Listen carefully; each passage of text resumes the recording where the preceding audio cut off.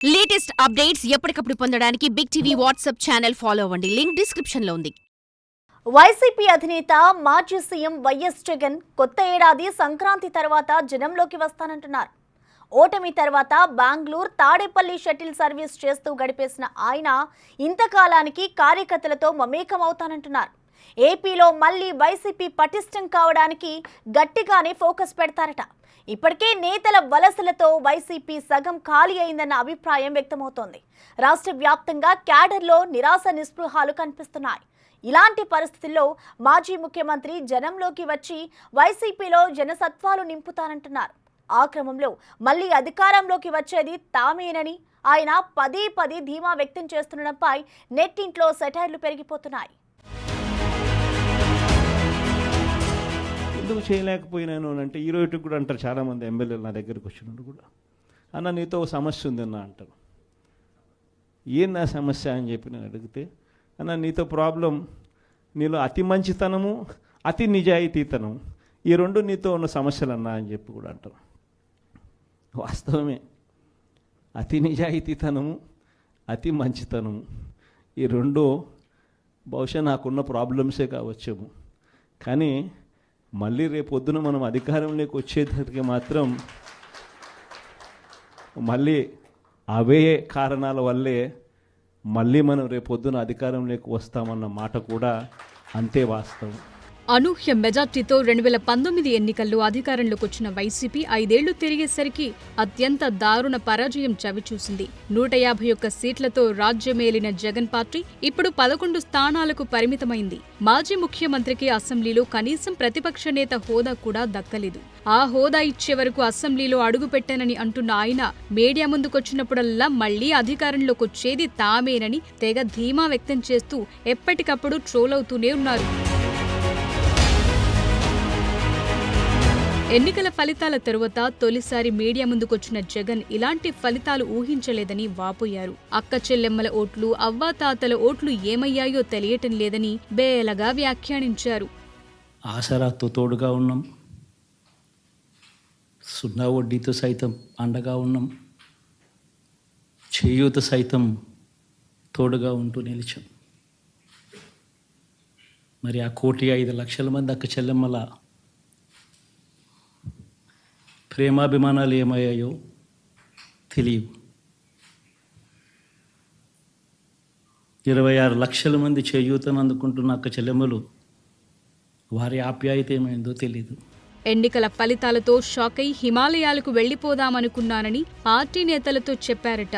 అయితే తమకు 40% vote bank దక్కిందని ఆలస్యంగా తెలుసుకుని పార్టీ శ్రేణులకు ధైర్యం చెప్తున్నారు. అంతవరకు బాగానే ఉన్నా ఓటమి తరువాత అసెంబ్లీ వైపు చూడటానికి ఇష్టపడని ఆయన తాజాగా మళ్లీ అధికారం గురించి మాట్లాడుతుండటం, అది ఇంకా ఎన్నికలకు 4.5 ఏళ్ల టైం ఉండగానే అంత లావున ధీమా వ్యక్తం చేస్తుండడంపై నెటిజన్లు కామెడీ చేస్తున్నారు. ఎందుకు చేయలేకపోయినాను అంటే ఈరోజు కూడా అంటారు చాలామంది ఎమ్మెల్యేలు నా దగ్గరికి వచ్చినప్పుడు కూడా, అన్న నీతో ఒక సమస్య ఉందన్న అంటారు.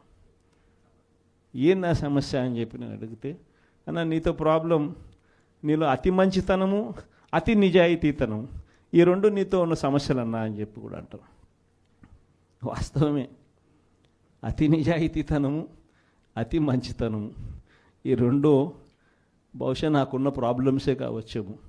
కానీ మళ్ళీ రేపొద్దున మనం అధికారంలోకి వచ్చేసరికి మాత్రం మళ్ళీ అవే కారణాల వల్లే మళ్ళీ మనం రేపొద్దున అధికారంలోకి వస్తామన్న మాట కూడా అంతే వాస్తవం. గెలుపుపై ధీమా ఏమో గాని జగన్ అతి మంచితనం అతి నిజాయితీతనం గురించి మాట్లాడటమే చర్చనీయాంశంగా మారింది. అక్రమాస్తుల కేసుల్లో 16 నెలలు రిమాండ్ ఖైదీగా జైలు జీవితం గడిపొచ్చారాయన. సిబిఐ, ఈడీ కేసుల్లో A1 నిందితుడిగా ఉన్నారు.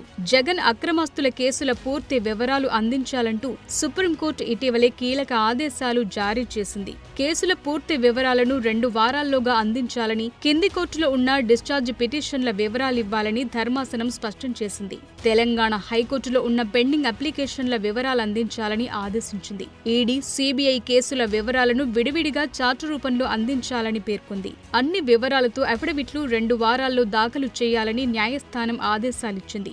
ఆ కేసులకు సంబంధించి ఎప్పుడేం జరుగుతుందో వైసీపీ నేతలకి అంతుపట్టడం లేదట.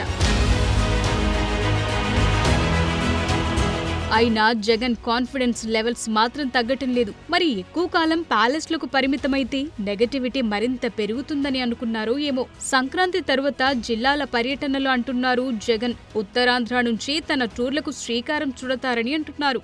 ఆయన శ్రీకాకుళం జిల్లా నుంచి తన జిల్లాల పర్యటనలను ప్రారంభిస్తారట. 2019లో వైసీపీ భారీ మెజార్టీ సాధించడానికి ఉత్తరాంధ్ర జిల్లాలు ఊతమిచ్చాయి. ఆ సెంటిమెంటుతో మళ్లీ అక్కడి నుంచే జనంలో తిరగాలని భావిస్తున్నారట.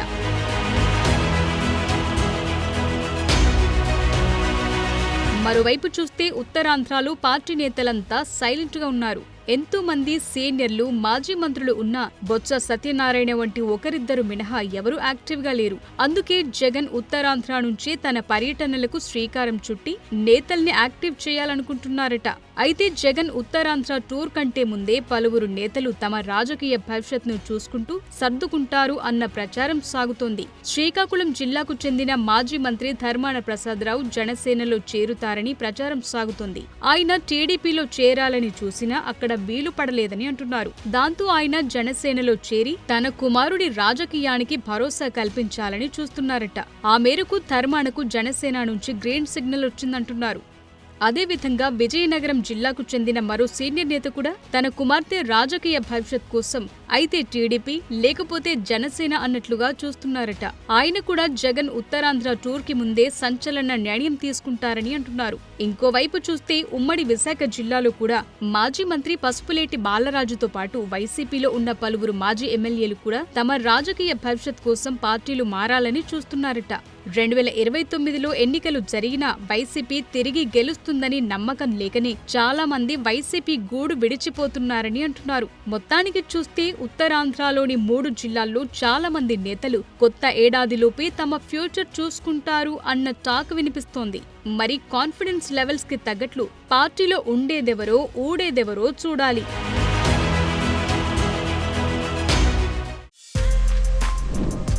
For more videos like this, subscribe Big TV channel.